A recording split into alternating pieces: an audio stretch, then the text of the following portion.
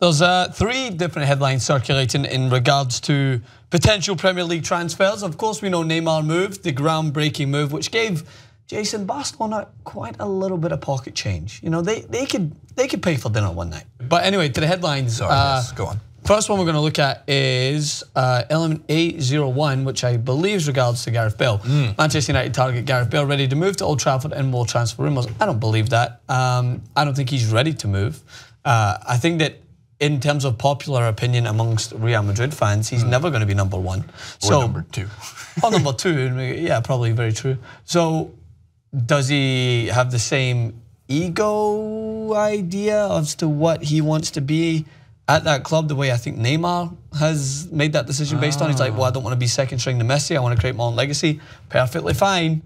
Gareth Bale, I don't see having that same problem. Like, Ronaldo's going to give, I'd say, another 2 years at the top of his game, and I think the keys, if willing, are right there for Gareth Bale to continue, but it's whether he wants to. Before we get into Coutinho, because we have to talk about Coutinho too and Barcelona, there's some context. For one, if Mbappe were to come to Real Madrid, selling Gareth Bale would balance I mean, they have an inhumane amount of money. Yeah. It's not like Real Madrid's ever going to have issues signing players, but it would balance the books a little bit more. Yeah. I have a question, I have a comment and then a question. The comment is, Bale's like 28 years old. He's far from ever in shape.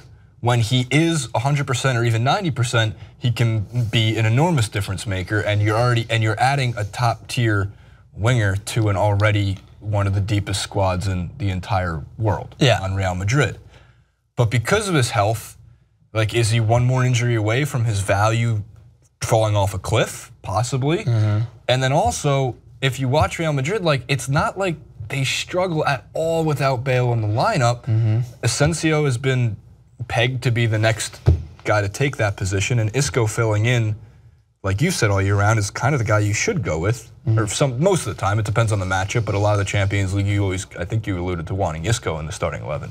Yeah. Do you think it would be wise for Real Madrid to sell Bale because they have the up-and-comers, or should they keep him?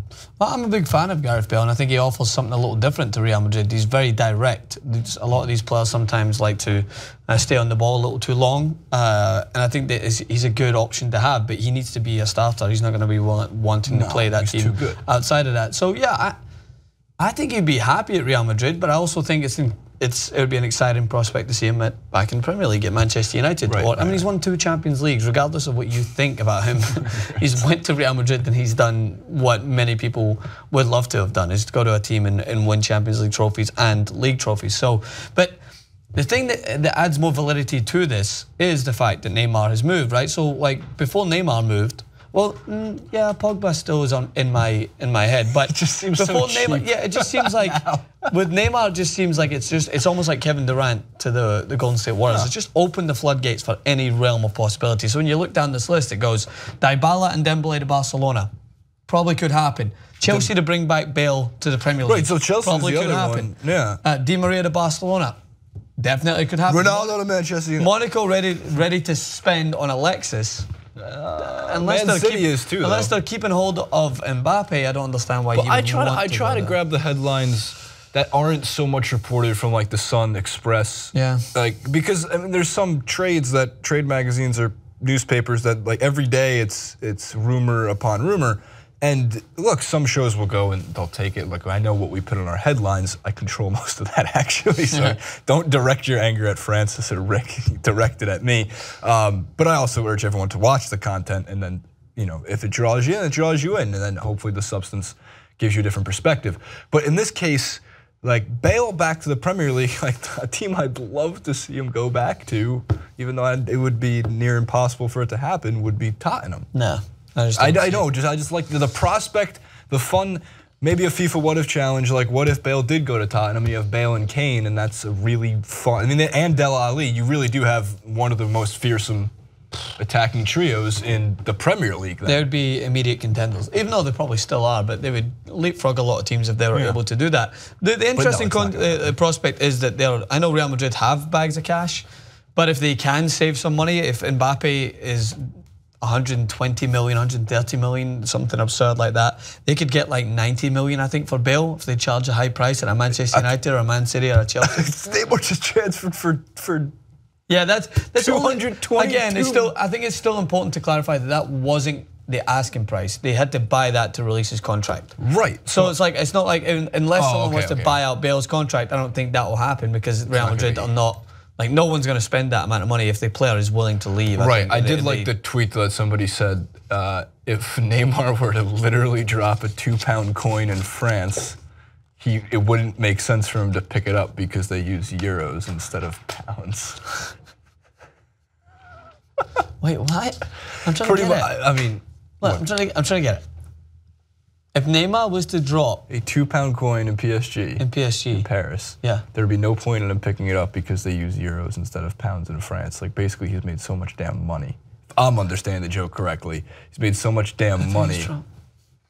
But they use euros in Spain. Yeah, he's in France, so they still use the same currency. No. I don't know. I'll show you the tweet. I'm actually saying. Was it a largely retweeted tweet? Yeah, no, it's not one of those 3 retweets. Well, Jason finds a joke of the year. Tell me about Coutinho. Coutinho is another one. Apparently, according to the other ESPN rumor, Liverpool don't want to sell him, but they are willing to let him talk to Barcelona. This would be a very interesting signing. Coutinho would not fill in immediately that role that Neymar played, even though he can play on the left. I'd see him taking a more. Yeah, he probably would start out there, but I'd see him taking a little bit more of a central approach. Neymar hugged the line well at times and was a great outlet out there. So it'd be interesting to see how their lineup would adjust because we've seen very good attacking midfielders come in and really not, again, take the place of Iniesta or Rakitic. We saw Arda Turan come in and really struggled, even though he had a great career before that at Atletico Madrid. But Coutinho's a different kettle of fish. He's a very talented player. All right.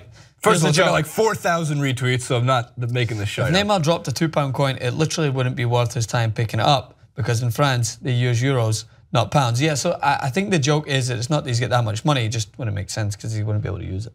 All right, well, do we understand the joke now? Comes full circle. Kind of.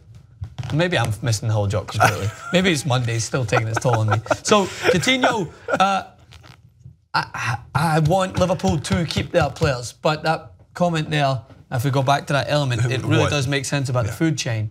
Barcelona get who they want. Yeah, and this is from Bleacher Report's Dean Jones. Liverpool don't want to sell, but it's part of the food chain. It is.